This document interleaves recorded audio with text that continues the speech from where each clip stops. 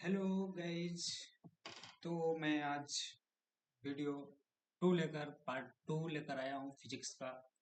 तो कल हमने क्लास 10th या फिर किसी भी सिलेबस में अगर फिजिक्स है तो उसकी बात कर रहा था, समतल दर्पण की गुण के बारे में। तो आपको इस क्लास में स्वागत है। तो आप लोग इस वीडियो में फिर से आप लोग बने रहिएगा। ठीक है, तो मैं अच्छे से बातें करूंगा, अच्छे अच्छे ज्ञान दूंगा। तो चलिए, कल हमने बात किया था समतल दर्पण की गुण के बारे में, तो आज वहीं से शुरू करूंगा। गुण नंबर, कल हम लोग 5 तक बात किए थे, आज गुण छठा के बारे में बात करें। चलिए, तो प्रॉपर्टीज ऑफ सिक्स मैं सबसे पहले चेंज कर लेता हूँ पेन। तो प्रॉपर्टीज ऑफ सिक्स में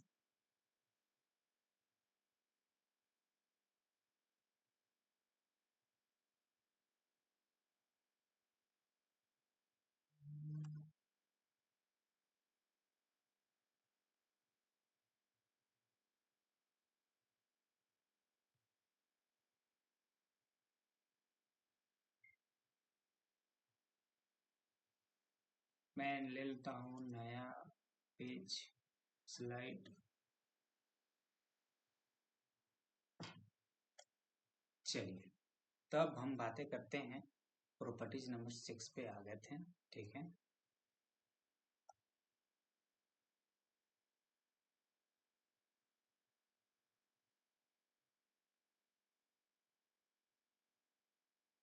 चलिए 6 नंबर। तो 6 नंबर पे हम क्या बातें करेंगे कि समतल दर्पण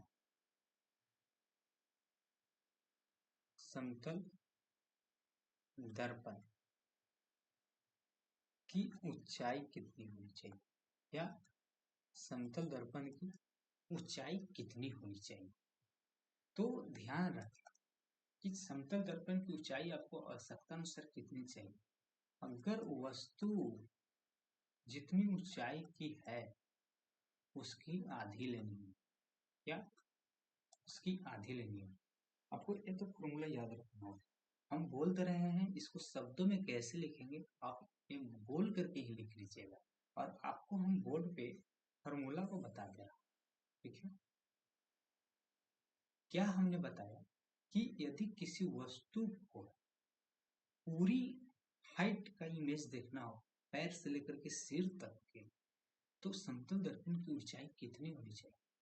तो समतल दर्पण की ऊंचाई वस्तु की ऊंचाई की आधी होनी चाहिए। आप समझ पाए होंगे। तो एग्जाम्पल जैसे लेते हैं, माना कि हमारे पास 10 मीटर का क्या है, ऑब्जेक्ट है, या 10 मीटर का ऑब्जेक्ट है। तो पूछेंगे कि इससे पूरा इमेज देखने के लिए समतल दर्पण की हाइट कितनी चाहिए। तो समतल दर्पण की ऊंचाई निकालने के लिए कुछ नहीं करना है, हाफ कर देना है ऑब्जेक्ट की, काटेंगे तो समतल दर्पण की ऊंचाई कितनी आ जाएगी, 5 मीटर। आप समझ पाए होंगे। ठीक है, अगर समझ पा रहे हैं, अगर नहीं समझ पाए होंगे तो आप कमेंट बॉक्स में जरूर, ठीक है, कमेंट जरूर कीजिएगा कि हम समझ नहीं पा रहे हैं, और अच्छी तरह से वीडियो को बनाएं। ठीक है, एक काम जरूर कीजिएगा आप लोग, अगर अच्छा लग रहा हो तो वीडियो को लाइक जरूर कीजिएगा, और चैनल को सब्सक्राइब जरूर कीजिएगा। माय चैनल नाम इज गुरुकुल ऑफिशियल। चलिए, अब प्रॉपर्टीज नंबर नेक्स्ट बातें करते हैं। क्या प्रॉपर्टीज नेक्स्ट है, क्या अच्छा होने वाला है प्रॉपर्टीज नेक्स्ट, आप नोट कर लिए होंगे। मैं आगे बढ़,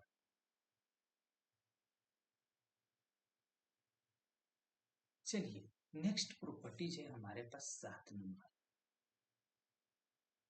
नेक्स्ट प्रॉपर्टीज 7 नंबर क्या कहता है, आप लोग को समझना हो, बहुत बेहतरीन तरीके से समझना हो, और नहीं तो आपको दिमाग से भी उड़ सकता है। क्या है प्रॉपर्टीज 7 कि यदि यदि हमने लिख देता है क्या चीज, यदि आपतित किरण आपतित किरण को कांस्टेंट, या कांस्टेंट स्थिर इसका होता है हिंदी, ठीक है, नियत रख कर, या रख कर ये हम अभी टॉपिक्स को स्टार लगा देता हूँ कि ये जो टॉपिक्स हमने बता रहा है क्या चीज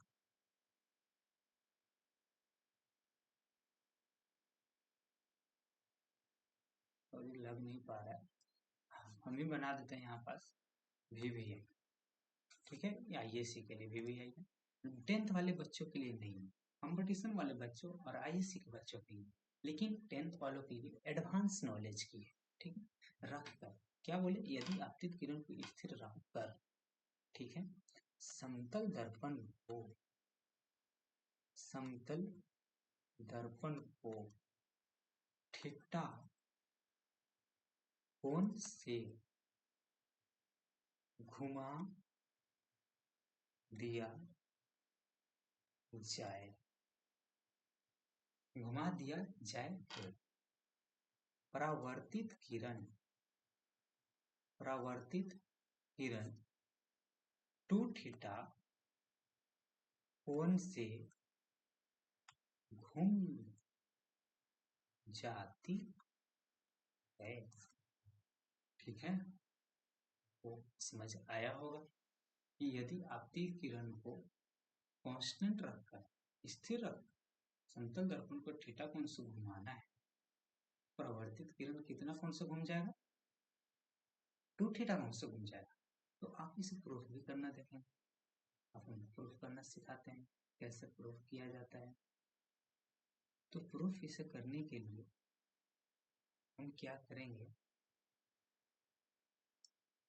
सबसे पहले प्रूफ करने के लिए इसे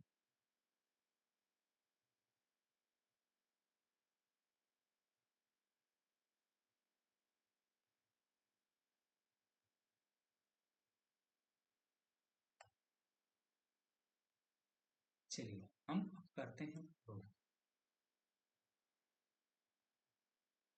और क्या चीज प्रूफ, तो प्रूफ करने के लिए सबसे पहले हम एक बना लेंगे समतल दर्पण।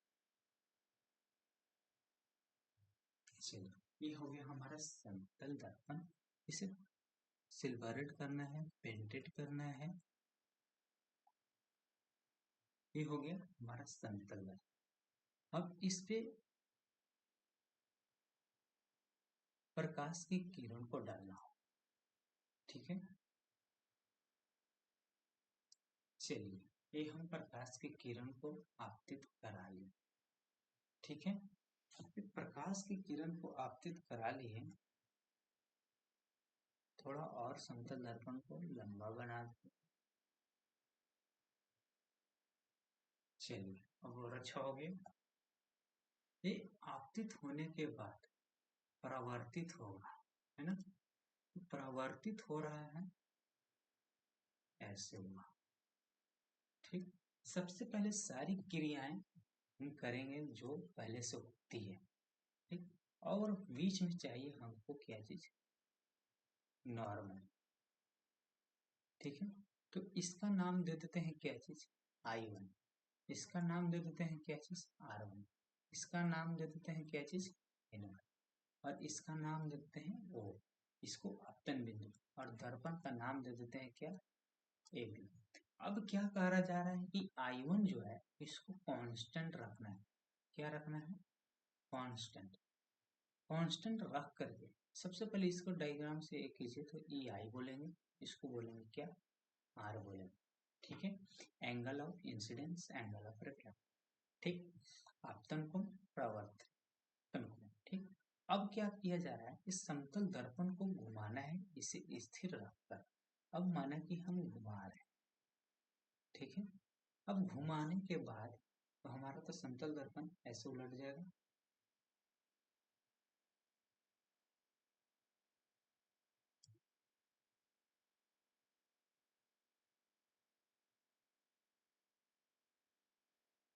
चलिए ये हो गया हमारा समतल दर्पण घुमाने के बाद। माना कि कितना डिग्री से घुमा दिए, थीटा से। कैसे घुमा है, clock clock wise, clock wise माने घड़ी की दिशा में ऐसे घुमा है, ठीक है। तो थीटा से घुमाए तो आपको ध्यान होना चाहिए कि अगर हम थीटा से इसको घुमाए हैं तो जो हमारा लंब बनेगा वो भी घूमेगा थीटा से, है ना। बिल्कुल। अब ए वाला घुमाने के बाद अलग कलर से कर देते हैं। घुमाने के बाद एन टू लंब बनेगा और ए भी घूम जाएगा कितना से, थीटा से घूमेगा, क्योंकि जितना हम मिरर को करेंगे उतना ही ना लंब घूमेगा। ठीक है, तो ये हो गया n2। अब हम ध्यान देते हैं क्या चीज आगे कि हमारा अब परावर्तित किरण भी तो चेंज हो जाएगा, लेकिन ये कांस्टेंट है। ठीक है, तो परावर्तित किरण, नेक्स्ट परावर्तित किरण को हम बना देते हैं ए चला गया। ठीक है, तो ये हो गया हमारा परावर्तित किरण।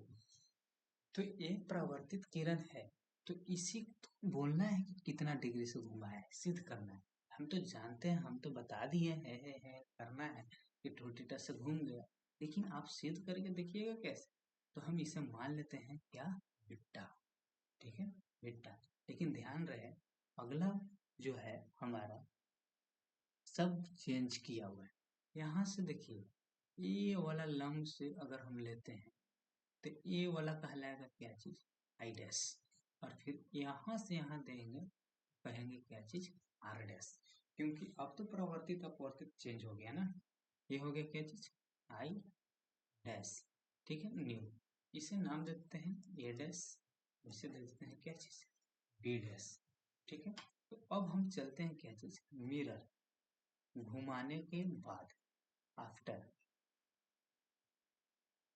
After rotating, after rotating mirror. ठीक है, हिंदी में लिखेंगे घुमाने के बाद, दर्पण को घुमाने के बाद। तो अब देखेंगे क्या चीज घुमाने के बाद, सबसे पहले लिखेंगे क्या चीज, थोड़ी सी समय दे देना है, अब सीख जाएगा। परावर्तन के नियम से। ठीक है, परावर्तन के नियम से, कौन सा नियम से, प्रकाश परावर्तन के नियम से। तो प्रकाश परावर्तन के नियम से अगर हम चलते हैं तो हम क्या जानते हैं, कोण आई बराबर आर जानते हैं, सिंपल सा, कोण आई बराबर कोण आर। लेकिन हमने लिखा क्या चीज, घुमाने के बाद। तो घुमाने के बाद कौन सा कोण बनाया है, तो आई डैश बना है, आई डैश बराबर, फिर कौन सा कोण लेंगे, आर, आर डैश, कौन सा, आर डैश बना है। ठीक है, आप लोग नोट कीजिएगा, फिगर छोटा करेंगे। ठीक, अब यहाँ से आई बराबर आर डैश, तो हम क्या करेंगे, लिखेंगे, फिगर आपके सामने हम कर दे रहे हैं बड़ा, ताकि समझ में आए। ठीक है, चलिए बड़ा ही छोड़ दे रहे हैं, इसे हटा करके करते हैं। तो यहाँ पास आई डैश, तो आई डैश को हम क्या क्या लिख सकते हैं, देखिए यहाँ से यहाँ तक के क्या चीज है, आई है, और यहाँ से थीटा है।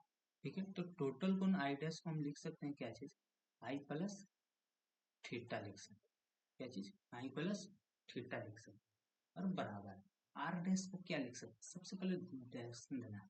तो आर डैश को सबसे पहले हम लिख सकते हैं क्या चीज, कौन ए वाला और ए वाला बीटा। लेकिन ए वाला कौन का मान तो है नहीं, ध्यान दें ए वाला पूरा कोनवा क्या चीज है, आर, और ये वाला क्या चीज है, थीटा। तो ये वाला सारा बच क्या चीज गया, आर माइनस थीटा। तो आर डैश को क्या लिख सकते हैं, आर माइनस थीटा, और प्लस क्या चीज, बीटा। और बीटा का तो मान निकालना है, और परावर्तन के नियम से क्या चीज हम लोग जानते हैं, कौन आई बराबर आर। ठीक है, तो आई प्लस थीटा, और यहाँ से आई रख सकते हैं आर की जगह, माइनस थीटा और प्लस बीटा। आई से आई क्या हो गया, कैंसिल, और थीटा है माइनस में, उधर जाके क्या चीज हो जाएगा, टू थीटा। आप समझ पाए होंगे कि जो बीटा का ही मान निकालना था, टू थीटा से घूम जाती है। ज्यादा प्रूफ में भारी नहीं था, चलिए ये हो गया प्रूफ, आप समझ पाए होंगे। आप एक बार फिगर नोट कीजिएगा, बहुत बड़ा करते हैं इसे।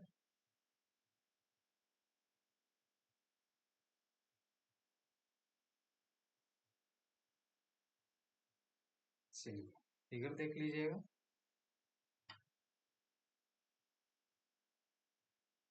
ये पूरा प्रूफ आप समझ पा रहे होंगे। थैंक यू, अगर समझ आया हो तो दिल से आप मुझे लाइक कीजिएगा, क्योंकि हम हर एक चीज को प्रूव कर कर के सिखा रहे हैं और हर एक नियम को बताएंगे, बहुत अच्छे तरीका से बताएंगे। अब हम पहले ही बता चुके हैं, हमारा जो वीडियो क्लिप रहेगा बहुत छोटा छोटा रहेगा और छोटा में बहुत बड़ा ज्ञान रहेगा। ठीक है ना, आप बोरिंग ना हम बोरिंग। ठीक है, तो गुरुकुल ऑफिशियल को सबसे अच्छा उपाय है कि सब्सक्राइब कर लें। Thank you.